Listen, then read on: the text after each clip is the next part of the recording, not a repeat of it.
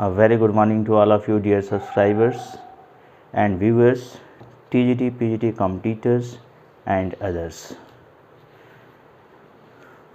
Dear friends, as we are learning active voice and passive voice,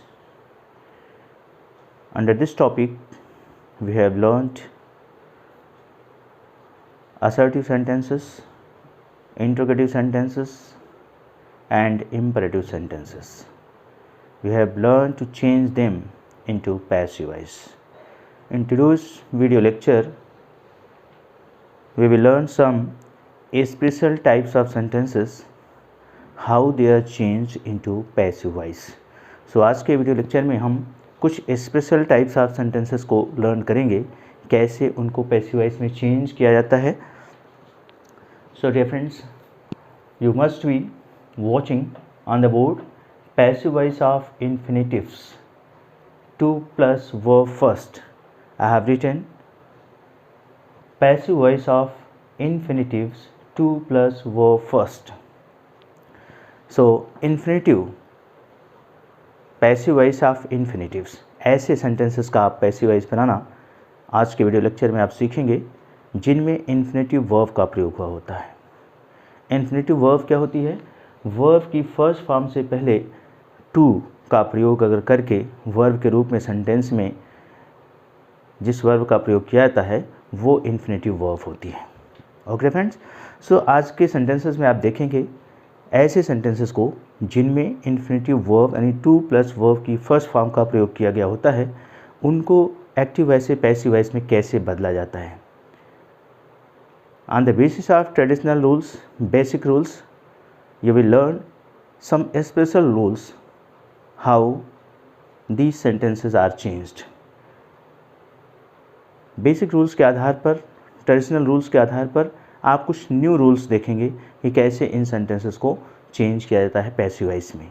Okay friends, so infinitive way sentences जिनमें infinitive का प्रयोग हुआ होता है, इन्फिनेटिव की पोजीशन क्या होती है उसके अकॉर्डिंग थोड़ा सा रूल्स में चेंज आता है. सो फर्स्ट नंबर 1 पर आप देख रहे होंगे लिखा है passive voice of infinitive used in the and. इसके अंतर्गत हम उन सेंटेंसेस का अध्ययन करेंगे, उन सेंटेंसेस को पैसिव वॉइस में लर्न करना सीखेंगे जिनमें सेंटेंस के अंत में इन्फिनेटिव का प्रयोग हुआ होता है. सेंटेंस के अंत में इन्फिनेटिव वर्ब का प्रयोग हुआ होता है, यानी to plus verb first form का प्रयोग हुआ होता है. Example,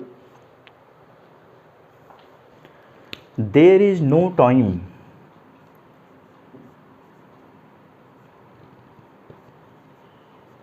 there is no time to lose. Okay friends, so to lose ये है इन्फिनेटिव वर्ब. इस सेंटेंस में आप देख रहे हैं कि इन्फिनेटिव वर्ब का प्रयोग सेंटेंस के अंत में किया गया है. There is no time to lose, end में इन्फिनेटिव वर्ब का प्रयोग किया गया है. ये कुछ अलग प्रकार के सेंटेंस भी आपको दिख रहे होंगे, जैसा कि आपने असर्टिव सेंटेंस के अंतर्गत सेंटेंसेस को पैसिव वॉइस में बदलना सीखा, इंटरोगेटिव सेंटेंस के अंतर्गत सीखा, इंपरेटिव सेंटेंस के अंतर्गत सीखा. उनसे ये अलग प्रकार के कुछ सेंटेंस आपको दिख रहा होगा जिनमें इन्फिनेटिव का प्रयोग किया गया है. अब तक के सेंटेंसेस में आपको इन्फिनेटिव वर्ब का प्रयोग नहीं मिलता था, जिनको आपने पैसिव वॉइस में चेंज करना सीखा है.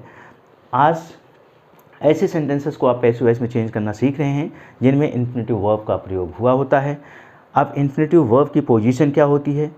फर्स्ट रूल्स के अंतर्गत आप देख रहे हैं वे sentences passive voice of infinitive use in the end of sentence. ऐसे सेंटेंस के पैसिव वॉइस में बदलना आप सीखने जा रहे हैं जिसमें इन्फिनेटिव वर्ब का प्रयोग सेंटेंस के एंड में होता है. एग्जाम्पल में there is no time to lose. So ये है infinitive to lose. Dear friend, ऐसे सेंटेंसेस को पैसिव वॉइस में बदलने के लिए आपको कुछ नहीं करना होता है. इट्स अ वेरी इजी, बहुत इजी है. अब तक का जितना आप सीखे हैं उनमें से सबसे इजी है.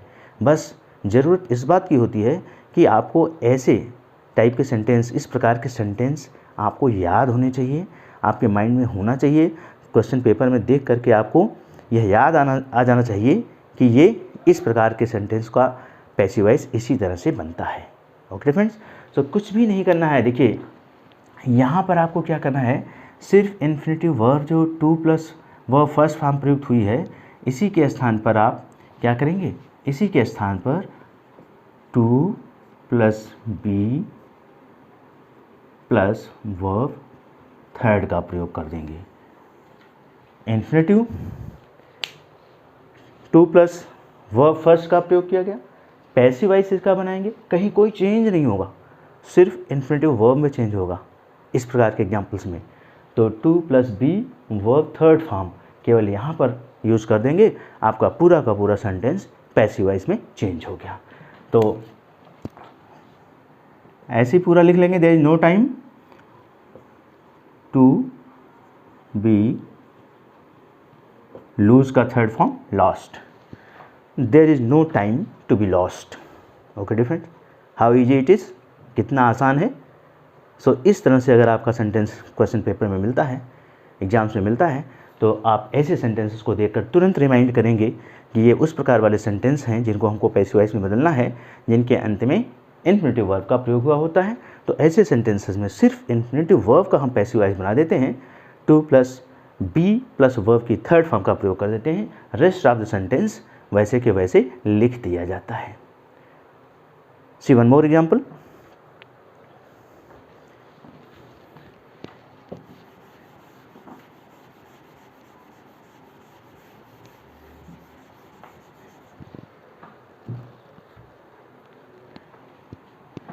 we have nothing to gain. We have nothing to gain. In this sentence, again, infinitive verb has been used in the end of the sentence. इस सेंटेंस के भी अंत में इन्फिनेटिव वर्ब सेंटेंस के अंत में प्रयुक्त हुआ है। पैसिव वॉइस में चेंज करने के लिए आपको याद होना चाहिए एग्जाम्पल और कैसे चेंज किया जाता है, अभी जस्ट मैंने बताया। तो to gain verb first form, यहाँ पर आप सिर्फ क्या लिख देंगे, टू बी, गेन का third form gained. Okay, so we have nothing to be gained, आपका पैसिव वॉइस क्या बन गया, we have nothing to be gained. Okay friends, so एक तो आपने इस तरह के सेंटेंस को देखा। कम see one more example, he is a man to admire, he is a man to admire, he is a man to admire। again in this sentence end में infinitive verb, इसको भी आप चेंज करेंगे, to admire, to plus verb first form, so to be admired, admired का third form admired. Okay, he is a man to be admired, तो ये आपका passive voice बन गया, he is a man to be admired. Okay friends, तो इस तरह से आपने देखा उन वाक्यों को कैसे पैसिव वॉइस में बदला जाता है जिनके अंत में इन्फिनेटिव वर्ब का प्रयोग किया गया होता है।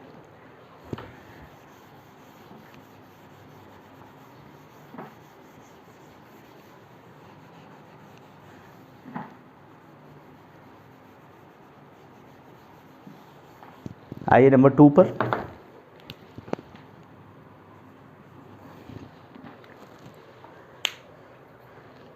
Passive voice of infinitive used after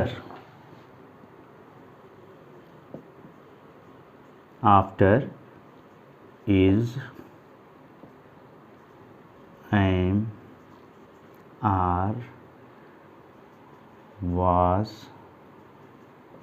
were, has, have, had। Now see,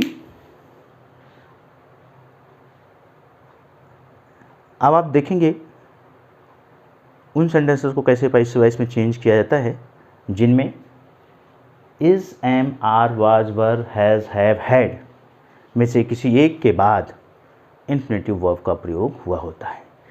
इसके अंतर्गत आप ऐसे सेंटेंस को पैसिव वॉइस में चेंज करना सीखेंगे जिनमें is, am, are, was, were, has, have या हैड में से किसी एक के बाद जस्ट बाद इन्फिनेटिव का प्रयोग किया गया होता है। Example, I M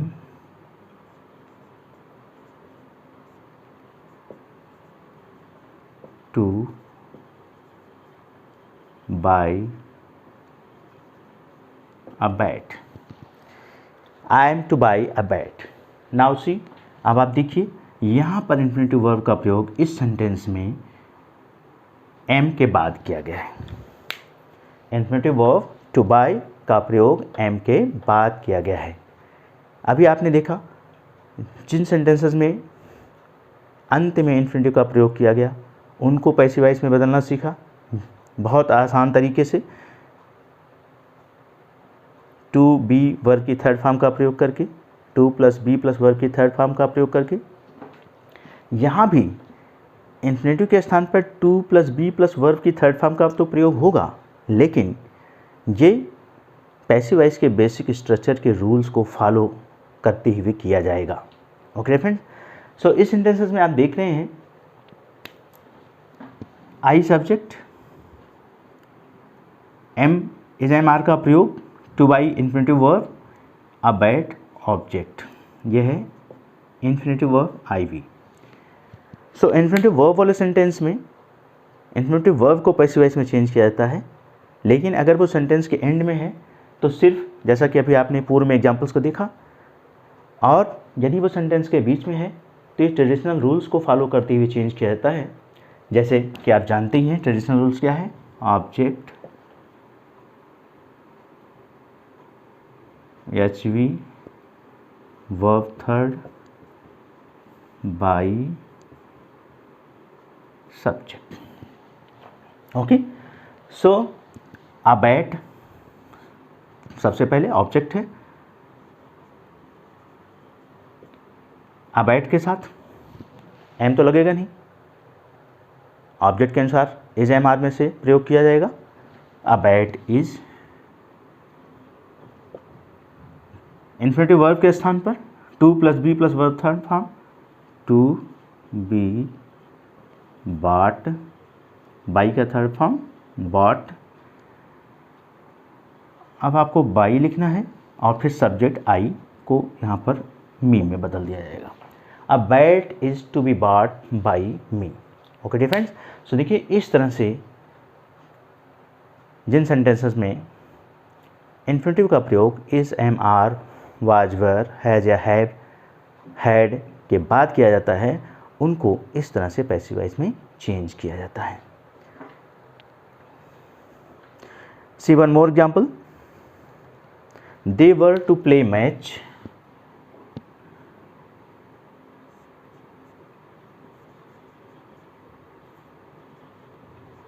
they were to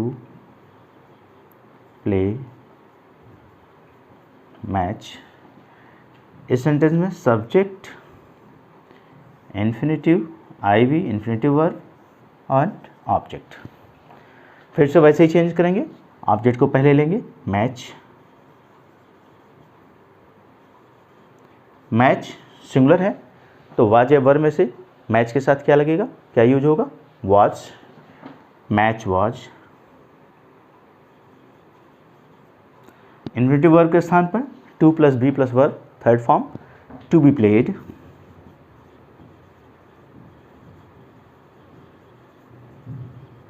by they, objective case में चेंज हो जाएगा, them. Okay dear friends, so इस तरह से आपने देखा कि कैसे इन्फिनेटिव वाले सेंटेंसेस को पैसिव वॉइस में चेंज किया जाता है जिसमें इन्फिनेटिव का प्रयोग is, am, are, was, were, has या हैव या हैड के बाद किया गया होता है। See one more example. The boys have to write letters.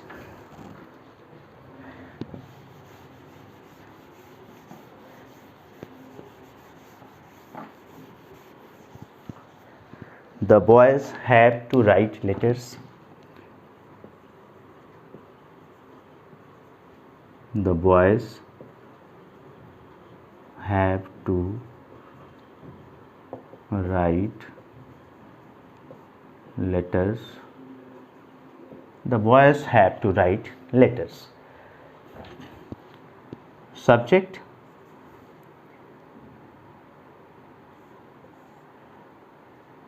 infinitive verb, HV and object.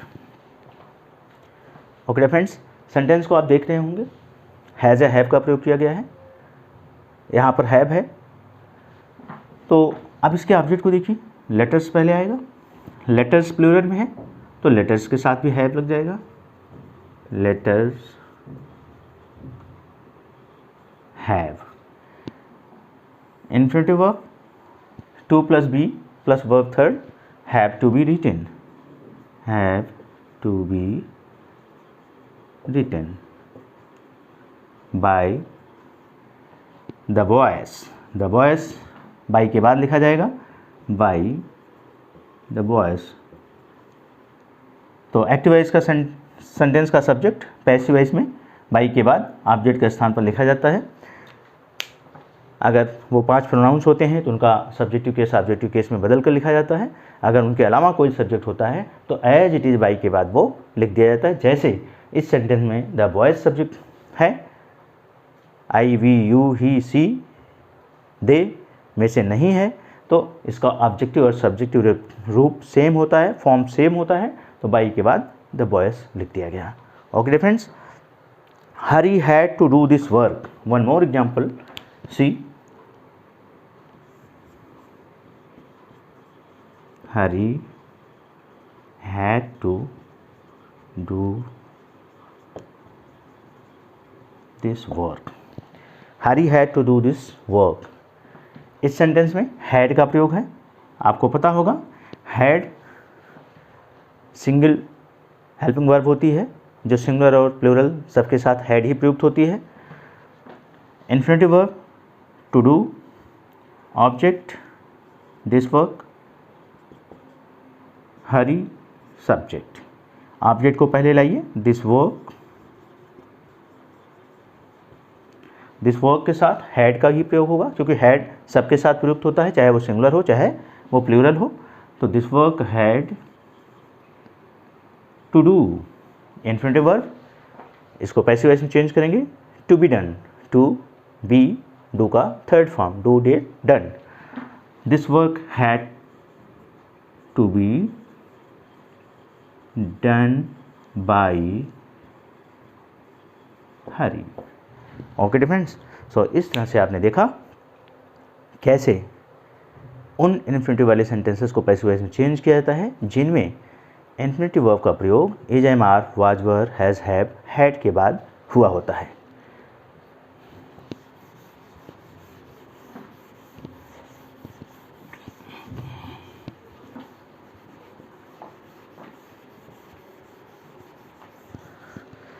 So dear friends, आपने देखा इन्फिनिटिव वाले सेंटेंसेस को पैसिव वॉइस में बदलना। इसमें सिर्फ 2 टाइप के सेंटेंस बनते हैं जिनको कि आपने देखा। अब आप देखेंगे कुछ अलग प्रकार के सेंटेंसेस को जिनको पैसिव वॉइस में बदलने के लिए थोड़ा डिफरेंट रूल होता है। Passive voice of noun clause. Passive voice of noun clause. इसके अंतर्गत आप देखेंगे उन सेंटेंसों को पैसिव वॉइस में बदलना जिनमें नाउन क्लॉज का प्रयोग किया गया होता है। ओके फ्रेंड्स, सो ये एक डिफरेंट टाइप का सेंटेंस है, अलग प्रकार का सेंटेंस है जिसमें नाउन क्लॉज का प्रयोग किया गया होता है। इसके अंतर्गत आप देखेंगे कैसे उन वाक्यों को पैसिव वॉइस में चेंज किया जाता है जिसमें नाउन क्लास का प्रयोग किया गया होता है। नाउन क्लास आपको मालूम है प्रायः दैट से शुरू होते हैं। सो सेंटेंस देखिए, फिर हम आपको समझाते हैं। Example, years ago,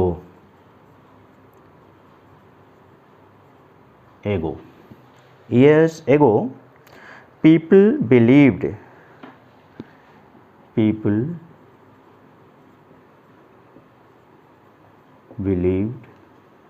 that years ago people believed that the earth was flat. The earth was flat. Years ago people believed that the earth was flat. इस टाइप के सेंटेंसेस को पैसिव वॉइस में कैसे बदला जाता है इसे आपको देखना है। ये दैट क्लास का प्रयोग किया गया है, नाउन क्लास आप देख रहे होंगे, दैट से शुरू है, that the earth was flat. ऐसे सेंटेंसेस को पैसिव वॉइस में बदलने के लिए आपको थोड़ा सा ध्यान रखना होता है। वो ध्यान ये है, सेंटेंस में सब्जेक्ट दैट क्लास से आपसे कोई मतलब नहीं है, दैट क्लास से कोई मतलब नहीं है, उसको आप एज इट इज़ छोड़ देंगे, एज इट इज़ लिख देंगे लास्ट में। सिर्फ आपको चेंज जो करना है वो प्रिंसिपल क्लास में करना है। प्रिंसिपल क्लास दैट से पहले है पीपल बिलीव्ड।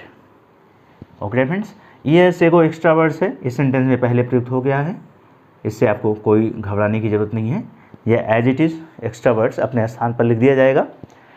यहाँ पर सेंटेंस में पीपल सब्जेक्ट है और बिलीव्ड वर्ब है। अब इसी सेंटेंस प्रिंसिपल क्लास पर आपको फोकस करना है। पीपल बिलीव्ड, भूल जाइए कि और भी कोई वर्ड्स लिखे गए हैं, उन वर्ड्स को एज इट इज़ आपको लिखना है।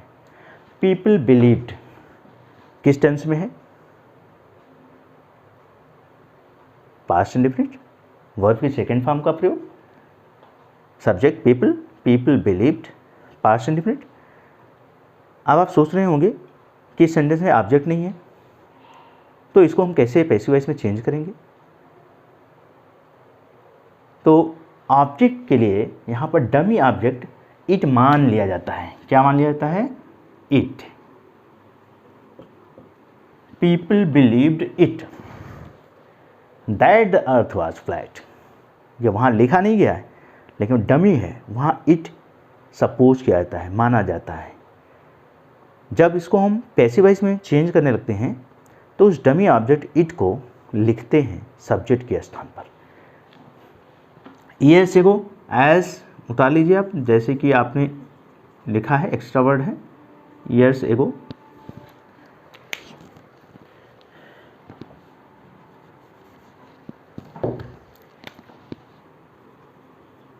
एगो people believed it, it object है, पहले लाइए। इट के साथ क्या लगेगा? पास्ट इंडेफिनिट टेंस के पैसिव वॉइस में हेल्पिंग वर्ब क्या लगती है? वाज या वर, याद होगा आपको। तो it was believed, third form भी यही होगा। ओके फ्रेंड्स, याद रखना ये है कि यहाँ पर बाई के बाद ये सब्जेक्ट नहीं लिखा जाएगा, बाई के बाद सब्जेक्ट नहीं लिखा जाएगा, सिर्फ आगे आपको लिख देना है that the earth was flat. People years ago it was believed that the earth was flat. Okay dear friends, so इस तरह के नाउन क्लॉज वाले सेंटेंस को पैसिव वॉइस में इस तरीके से बनाया जाता है। आई होप कि आपको याद आ रहा होगा, समझ में आ रहा होगा, क्योंकि आप रूल्स जानते हैं, पैसिव वॉइस की बेसिक स्ट्रक्चर जानते हैं, टेंस पहचानना जानते हैं, वर्ब को थर्ड फॉर्म में बदलना जानते हैं। सिर्फ वैरायटी ऑफ सेंटेंसेस में थोड़ी जो टेक्निकलिटी है वो मैं आपको बता रहा हूँ कैसे उनको आप करेक्टली पैसिव वॉइस में चेंज करेंगे। बिना प्रैक्टिस के इन सेंटेंसेस को आप डायरेक्टली एग्जाम में पैसिव वॉइस में चेंज नहीं कर सकते, भले ही आप सारे रूल्स जानते रहें। Okay friends, so see one more example. People say that he is a thief. One more example, people say that he is a thief. People say that he is a thief. Noun class, कुछ नहीं करना है, say verb people subject. So noun class से पहले जो principal class है people say, यहाँ भी आप क्या डमी सब्जेक्ट ऑब्जेक्ट मान लेंगे इट। पीपल से it that he is a thief. अब पीपल से इट, इसी को आपको प्रिंसिपल क्लास को पैसिव वॉइस में चेंज करना है, तो इसका टेंस पहचानिए। पीपल से किस टेंस में, आसानी से आप पहचान ले रहे होंगे क्योंकि वर्ब की फर्स्ट फॉर्म का प्रयोग किया गया है। सिर्फ वर्ब की first form, no helping verb. अगर वर्ब की फर्स्ट फॉर्म का प्रयोग बिना हेल्पिंग वर्ब के किसी सेंटेंस में किया जाता है तो वह सेंटेंस प्रेजेंट इंडेफिनिट टेंस के अफर्मेटिव सेंटेंस के अंतर्गत आता है ना। मैंने आपको बहुत बार बताया है। तो यानी प्रेजेंट इंडेफिनिट टेंस को पैसिव वॉइस में बदलने के लिए उसमें प्रयुक्त होने वाली हेल्पिंग वर्ब आपको याद आनी चाहिए, एज एम आर। सो यहाँ सब ऑब्जेक्ट है आपका इट को पहले लाएंगे। इट के साथ एज एम आर में से क्या प्रयुक्त होगा, इज, इट इज़। से फर्स्ट फॉर्म, थर्ड फॉर्म बनाइए, सेड, इट इज़ सेड। बस आपको कुछ नहीं करना है, नाउन क्लास को आपको सीधे लिख लेना है, that he is a thief. Okay dear friends, आपने देखा how easy to change a sentence into passive voice in which noun clause has been used. आपने देखा कि कैसे उस सेंटेंस को पैसिव वॉइस में आसानी से बदला जाता है जिसमें नाउन क्लास का प्रयोग किया गया होता है।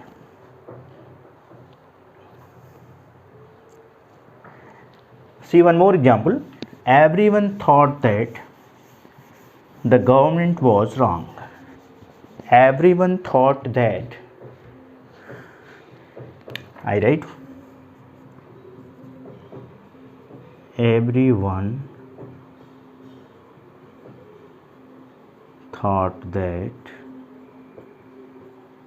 the government GOVT was wrong. Everyone thought that the government was wrong. Noun class,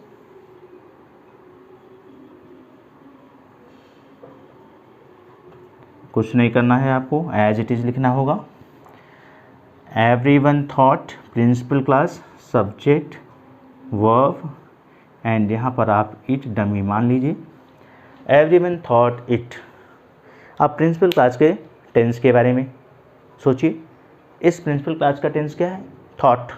verb पर जाइए, किस फॉर्म में वर्ब है, second form. Second form verb किस में प्रयुक्त होती है, पास्ट इंडेफिनिट के अफर्मेटिव सेंटेंस में, है ना। तो उसके लिए पैसिव वॉइस में किस हेल्पिंग वर्ब का प्रयोग किया जाता है, वाज या वर। तो इट जो डमी ऑब्जेक्ट है सब्जेक्ट के स्थान पर आएगा, इट के साथ वाज, थॉट। मैंने आपको बताया कि इस टाइप के सेंटेंसेस में बाई प्लस सब्जेक्ट नहीं लिखा जाता है, तो बाई एवरीवन आपको नहीं लिखना है, न बाई पीपल लिखा गया था, न बाई वी का अस लिखा गया था। ओके, सो सीधे अब आप नाउन क्लास को यहाँ से उतार लेंगे, that the government was wrong. It was thought that the government was wrong. Okay dear friends, so इस तरह से आपने देखा कि उन सेंटेंसेस को पैसिव वॉइस में कैसे चेंज किया जाता है जिनमें नाउन क्लास का प्रयोग हुआ होता है।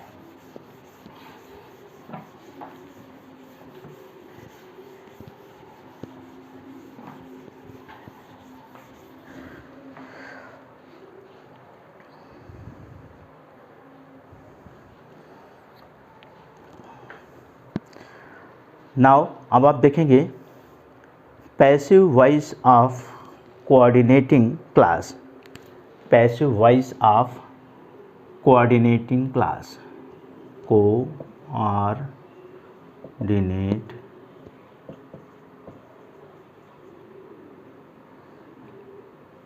CLAUSE coordinate class.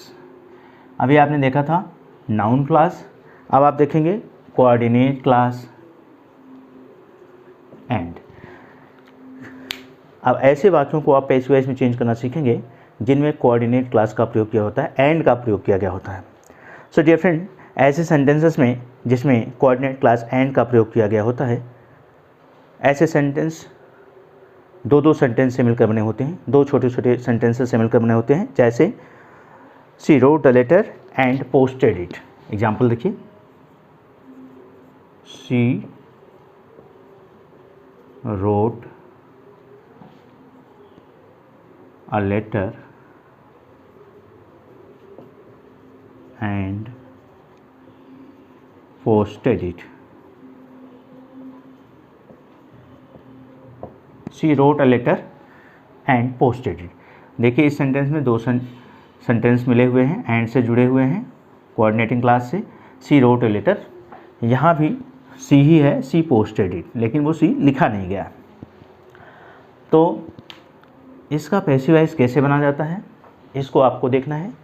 आपको कुछ नहीं देखना है, दोनों का पैसिव वॉइस बनाना है। दोनों सेंटेंस पास्ट में टेंस में है, she wrote a letter and posted it. Past में टेंस के सेंटेंस को पैसिव वॉइस में आप बदलना जानते हैं, सो बदलिए। सबसे पहले आप देखिए सब्जेक्ट वर्ब ऑब्जेक्ट, पहले सेंटेंस को बदला, a letter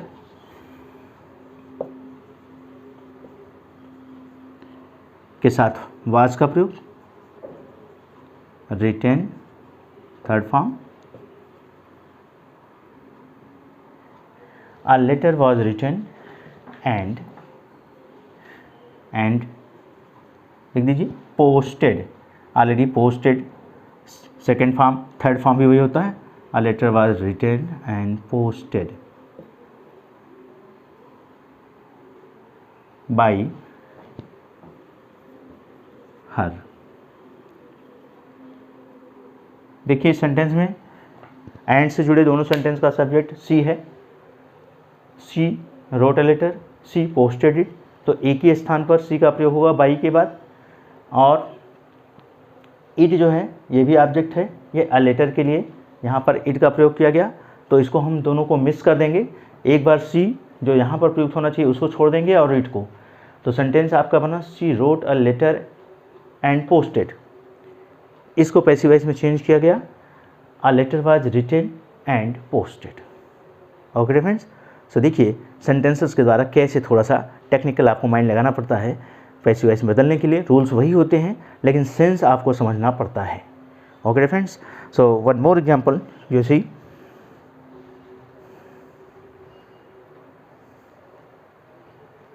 the people arrested the thief and sent him to jail. The police arrested the thief and sent him to jail. The police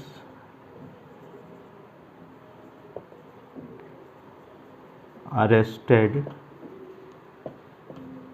the thief and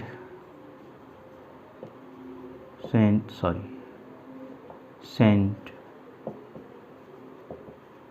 him to jail. The police arrested the thief and sent him to jail. Okay friends, देखिए again and से sentence जुड़ा, coordinating class, the police arrested the thief, first sentence जो है principal clause में आपका subject है, verb है, object है, तीनों चीज़ें मिल रही हैं। एंड के बाद वर्ब ऑब्जेक्ट एंड इनके वर्ब, वो भी एक इनडायरेक्ट ऑब्जेक्ट है, इनडायरेक्ट ऑब्जेक्ट। सो आप देखिए यहाँ पर हिम का प्रयोग इसी थीफ के लिए किया गया है, तो थीफ को हम ऑब्जेक्ट के रूप में लेंगे प्रिंसिपल क्लास में, प्रिंसिपल क्लास को चेंज करेंगे। The thief past simple tense में सेंटेंस है, the police arrested the thief, the thief was arrested। Okay different, the thief was arrested, passive change हो गया। उसके बाद कोऑर्डिनेटिंग क्लास में एंड को लिखेंगे, and sent, sent second form भी होता है, थर्ड फॉर्म भी होता है, तो सेंट टू जेल को लिख लेंगे, इनडायरेक्ट ऑब्जेक्ट को। उसके बाद आपको बाई लिखेंगे, फिर आप इस सब्जेक्ट को लिखेंगे द पुलिस। लेकिन आपको मैं आगे बताऊंगा, police, everyone, everybody, people, someone, somebody, अगर ये किसी सेंटेंस में सब्जेक्ट के रूप में आते हैं तो इनको बाई के साथ पैसिव वॉइस में नहीं लिखा जाता है। ओके फ्रेंड, याद कर लीजिए, मैं अभी बोल रहा हूँ, police, government, everyone, everybody, someone, somebody, अगर पीपल सेंटेंस में सब्जेक्ट के स्थान पर आते हैं तो पैसिव वॉइस में बाई के साथ इनको नहीं लिखा जाता है, इसलिए यहाँ पर बाई के साथ पुलिस नहीं लिखा जाएगा। तो आपका सेंटेंस बन गया, the thief was arrested and sent to jail. अगर आप सेंटेंस पढ़ेंगे तो बिल्कुल मीनिंग भी आपको क्लियर हो रही होगी। आपको ये भी मालूम होना चाहिए, active voice passive voice transformation के अंतर्गत का एक टॉपिक है, जिसमें हम सेंटेंस को ट्रांसफॉर्म करते हैं, एक्टिव वॉइस से पैसिव वॉइस में बदलते हैं, जिनके मीनिंग में कोई परिवर्तन नहीं होता है, सिर्फ स्ट्रक्चरल डिफरेंस होता है, इनके फॉर्म में परिवर्तन होता है, लेकिन इनके मीनिंग में कोई अंतर नहीं होता है, मीनिंग सेम होती है। ओके डिफरेंट, सो इस तरह से आपने देखा नाउन क्लास वाले सेंटेंस को कैसे पैसिव वॉइस में चेंज किया जाता है और कोऑर्डिनेटिंग क्लास वाले सेंटेंस को। लास्ट में आज की क्लास के लिए, वीडियो लेक्चर के लिए मैं आपको बता रहा हूँ, पैसिव वॉइस आप दो सेंटेंसेस जिसमें वर्ब प्लस प्रीपोजिशन का प्रयोग किया गया होता है, वर्ब प्लस प्रीपोजिशन,